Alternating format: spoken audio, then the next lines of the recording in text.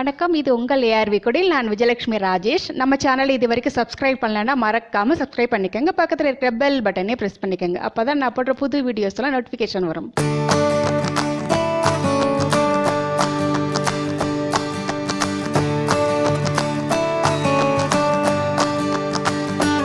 Hi viewers, welcome to ARV குடில். இன்றைக்கி நாம் என்ன ரெசிபி பார்க்க போகிறோன்னா, கொல்லூர் டெம்பிள் ரசம் எப்படி பண்ணுறதா பார்க்க போகிறோம். அதுக்கு என்னென்ன பொருட்கள் தேவைன்னு நான் சொல்லிடுறேன். ஒரு சின்ன நெல்லிக்காய் சைஸ் புளியை கரைச்சி எடுத்து வச்சுட்டுருக்கேன். ஒரு சின்ன சைஸ் பச்சை மிளகா கீரி போட்டுருக்கேன். 2 தக்காளி கட் பண்ணி போட்டுருக்கேன்.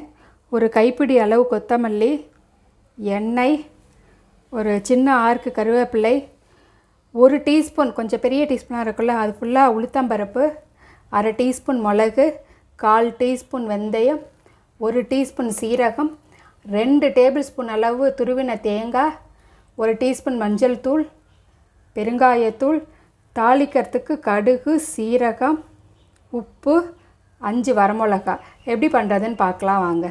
அடுப்பை பற்ற வச்சுன்னு கடாயை வச்சுருக்கேன். கடாயில் 1 டீஸ்பூன் அளவு எண்ணெய் விட்டுருக்கேன். அதில் உளுத்தம்பருப்பு, 5 வரமிளகாவை போட்டு ஃபஸ்ட்டு லேசாக வறுத்து எடுத்துக்கலாம்.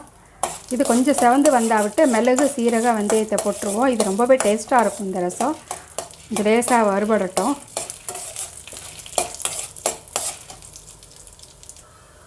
இப்போ உளுந்து மிளகு எல்லாம் வறுபட்டுருது. அது கூடயே மிளகு, வெந்தயம், சீரகம் இதையும் சேர்த்து வறுத்துக்கலாம். அது லேசாக அப்படியே கொஞ்சம் பொன்னிறமாக ஆகிட்டுருக்கு இல்லையா, அந்த ஸ்டேஜில் நம்ம எடுத்து வச்சுட்டுருக்கிற தேங்காய் இதையும் சேர்த்துப்போம். நான் ஒரு 4 பேர் சாப்பிட்ற மாதிரி பண்ணுறேங்க. அதுக்கு தேவையான அளவு எடுத்துட்டுருக்கேன். நீங்கள் கொஞ்சம் நிறைய பண்ணுறதா இருந்தால் இன்க்ரீடியன்ஸு கொஞ்சம் ஜாஸ்தி பண்ணிக்கோங்க. இதையும் அப்படியே வறுத்து எடுத்துக்கலாம்.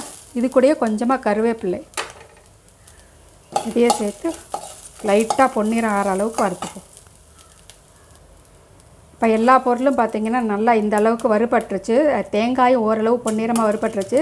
இப்போ ஸ்டவ் ஆஃப் பண்ணி ஆற வச்சுக்கலாம். ஏன்னா இது எல்லாத்தையும் மிக்ஸி ஜாரில் பொடிச்சுன்னு வரணும். இப்போ அடுப்பை பற்ற வச்சுட்டு புளி கரைச்சி வச்சுட்டுருக்கோம் இல்லையா, புளி, தக்காளி, பச்சை மிளகாய் எல்லாத்தையும் கொதிக்க விட்டுருக்கேன். இப்போ அது கூடயே மஞ்சள் தூள், பெருங்காயத்தூள் இதெல்லாம் சேர்த்து புளியோட பச்சை வாசனை எல்லாம் போட்டு அப்படியே தக்காளியை லேசாக வதங்கி வரட்டும். நம்ம அதுக்குள்ளே நம்ம ரசத்துக்கு பொடி பண்ணி வச்சுருக்கோம் இல்லையா, வறுத்து வச்சுருக்கோமே, அதை பொடி பண்ணிவிட்டு வந்துடுவோம். ரசத்துக்கு வறுத்து வச்சுட்டோம் இல்லையா, கொல்லூர் டெம்பிள் ரசத்துக்கு இந்த அளவுக்கு மிக்ஸி ஜாரில் போட்டு பொடி பண்ணி எடுத்தாச்சு. கொஞ்சம் கோர்ஸாக தான் பிடிக்கணும். இது அப்படியே ரசத்தில் சேர்க்காமல் இதை அப்படியே போட்டுட்டு தண்ணி விட்டு கலக்கிக்கலாம், இல்லைன்னா கட்டி கட்டியாக ஆகிடும். இப்போ பார்த்தீங்கன்னா நான் அரைச்ச பொடி எல்லாத்தையும் தண்ணி விட்டு இந்த அளவுக்கு கரைச்சி எடுத்து வச்சுட்டுருக்கேன். இப்போ ரசம் கொதிச்சிருச்சா பார்க்கலாம். இப்போ பார்த்திங்கன்னா புளியோட பச்சை வாசனை எல்லாம் போயிடுத்து, தக்காளி நல்லா வெந்தெடுத்து நம்ம கரைச்சி வச்சுட்டுருக்கோம் இல்லையா பொடி, அதையும் இதில் சேர்த்துக்கலாம். ஃபுல்லாக சேர்த்துக்கோங்க. அதுக்கப்புறம் தேவையான அளவு உப்பு சேர்த்துட்டு எவ்வளோ தேவையோ அதுக்கு தகுந்த மாதிரி தண்ணி விட்டுக்கலாம். நான் ஒரு டம்ளர் போல் தண்ணி எடுத்து வச்சுட்டுருக்கேன். அதையும் இதில் சேர்த்துட்டு நல்லா கலந்து விட்டுடலாம். லேசாக கொதி வரட்டும். ஏன்னா பிடிச்சி வச்சுட்டுருக்கிற பச்சை வாசனை எல்லாம் போகணும் இல்லையா, உளுந்து, சீரகம் இதோட பச்சை வாசனை போகணும். அது கூடயே கொஞ்சமாக நான் வெல்லம் எடுத்து வச்சுட்டுருக்கேன். இது ஆப்ஷன் தான், இது கொஞ்சம் டேஸ்ட்டு கொடுக்கும், அதுக்காக நான் போடுறேன். இது நல்லா கொதித்து வரட்டும்.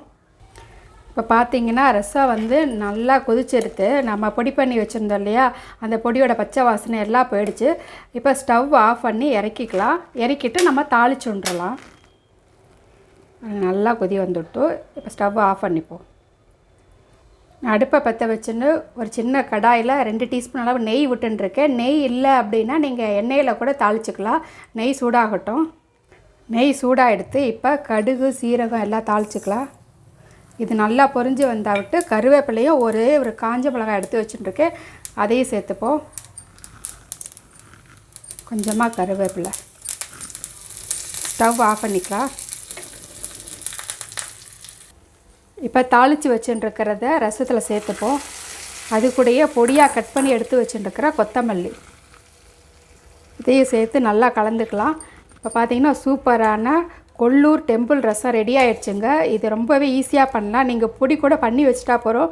ஒரு 5 நிமிஷத்தில் இந்த ரசத்தை ரெடி பண்ணலாம். நல்லா சுட சுட சூப்பராக இருக்குது பாருங்கள். உங்களுக்கு இந்த வீடியோ பிடிச்சிருந்தா மறக்காமல் நம்ம ஏஆர்வி குடியில் சப்ஸ்கிரைப் பண்ணுங்கள், லைக் பண்ணுங்கள், ஷேர் பண்ணுங்கள். மறக்காமல் நம்ம குடிலோடு இணைந்திருங்கள். இன்னொரு வீடியோவில் சந்திக்கிறேன். பாய்.